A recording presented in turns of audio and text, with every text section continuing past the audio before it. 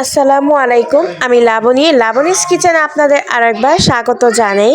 আজকে আমি আপনাদের নরম ফুলকো চিতই পিঠা রেসিপি তৈরি করে দেখাবো। একদম দোকানের মতো করে কিভাবে আপনি বাসায় পারফেক্ট নরম ফুলকো চিতই পিঠা তৈরি করতে পারবেন সেই টিপসটি আজকে আপনাদের সাথে শেয়ার করব। এই শীতের দিনে গরম গরম ধোয়া ওঠা ফুলকো চিতই পিঠা খেতে কার না ভালো লাগে, আর এর সাথে যদি হয় নানান রকমের ভর্তা তাহলে তা আরও বেশি জমে যাবে।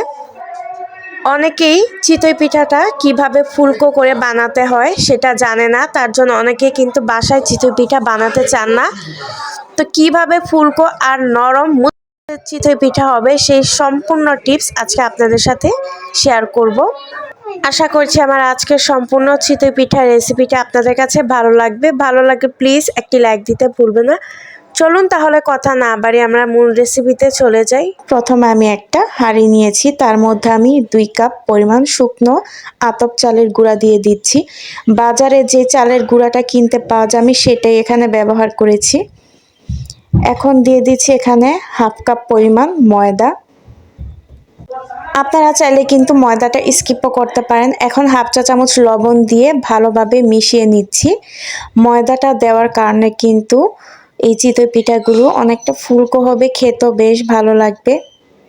বা আপনারা চাইলে কিন্তু ময়দাটা বাদও দিয়ে নিতে পারেন। এখন এখানে আমি হালকা কুসুম গরম পানি অল্প অল্প করে দিয়ে একটা ব্যাটার বা মিশ্রণ তৈরি করে নিব। তা হাত দিয়ে অল্প অল্প করে একটু পানি দিয়ে ভালোভাবে মিশিয়ে নিচ্ছি।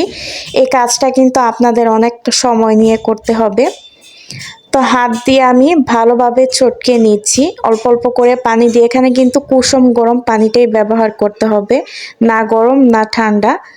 তো একেবারে কিন্তু সবগুলো পানি দেওয়া যাবে না, অল্প অল্প করে পানি দিয়ে হাত দিয়ে ভালোভাবে এভাবে চটকে নিতে হবে কিছুক্ষণ সময় নিয়ে। আমি প্রায় 15 থেকে 20 মিনিটের মতো সময় নিয়ে এভাবে হাত দিয়ে চটকে নিয়েছি।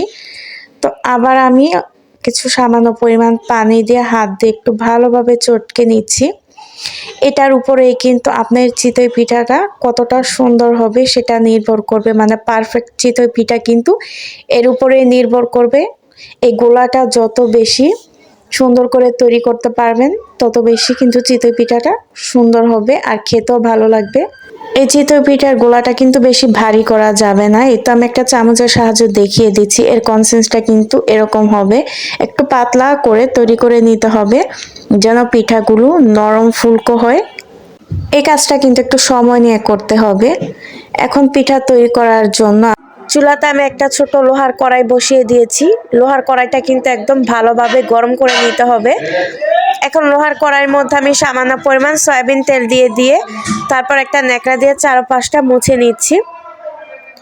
লোহার কড়াইটা কিন্তু একদম গরম করে নিতে হবে চুলার আঁচটা বাড়িয়ে। যখন লোহার কড়াই থেকে ধোঁয়া ওঠা শুরু হবে সে পর্যায়ে আমি মেজারমেন্ট কাপ দিয়ে এখানে ব্যাটারটা দিয়ে দিচ্ছি যেন সবগুলো পিঠা এক সমান হয়। এখন একটা ঢাকনা দিয়ে ঢেকে দিব। প্রায় 3 মিনিট পর আমি ঢাকনা উঠিয়ে চেক করে নিব যে আমার পিঠাটা ঠিকঠাক মতো হয়েছে কিনা। 3 মিনিট পর আমি ঢাকনা উঠিয়ে দেখে দিচ্ছি আপনাদের। এই তো দেখুন পিঠাটা কিন্তু তৈরি হয়ে গিয়েছে। এখন আমি একটা ছুরি চামচের সাহায্যে পিঠাটা উঠিয়ে নিচ্ছি। দেখুন পিঠাটা কিন্তু কতটা সুন্দর হয়েছে, উপরটা আর নিচের অংশটাও কিন্তু কতটা সুন্দর হয়েছে। পিঠাতে কিন্তু অসংখ্য জালি ছিল, জালিযুক্ত পিঠা। পরবর্তীতে আমি আবার লোহার কড়াইতে একটু সয়াবিন তেল দিয়ে চারপাশটা মুছে নিচ্ছি। আমি আবার মেজারমেন্ট কাপ দিয়ে মেপে ব্যাটারটা দিয়ে দিচ্ছি। সবগুলো পিঠা কিন্তু একইভাবে তৈরি করে নিতে হবে। দেখুন পিঠাটা কিন্তু কি সুন্দর ফুলে উঠেছে আর উপরটাও কিন্তু দেখতে মাশাআল্লাহ বেশ সুন্দর হয়েছে। দেখুন অসংখ্য ছিদ্র রয়েছে পিঠাতে। সবগুলো পিঠে কিন্তু আমার ফুলকো আর নরম হয়েছে। আর এই পিঠাটা খেতে কিন্তু অনেক বেশি টেস্টি, বিশেষ করে ভর্তা কিংবা গরুর মাংস, হাঁসের মাংস দিয়ে আরও বেশি টেস্টি হয়ে থাকে পিঠা খেতে। আপনি চাইলে কিন্তু পিঠার সঙ্গে নানান পদের ভর্তা বানিয়ে পিঠাটা খেতে পারেন, আরও বেশি ভালো লাগবে। একবার হলো বাড়িতে এভাবে ট্রাই করে দেখবেন পিঠা বানিয়ে। আজকের মতো এখানে বিদায় নিচ্ছি। সবাই ভালো থাকবেন, সুস্থ থাকবেন। আল্লাহ হাফেজ।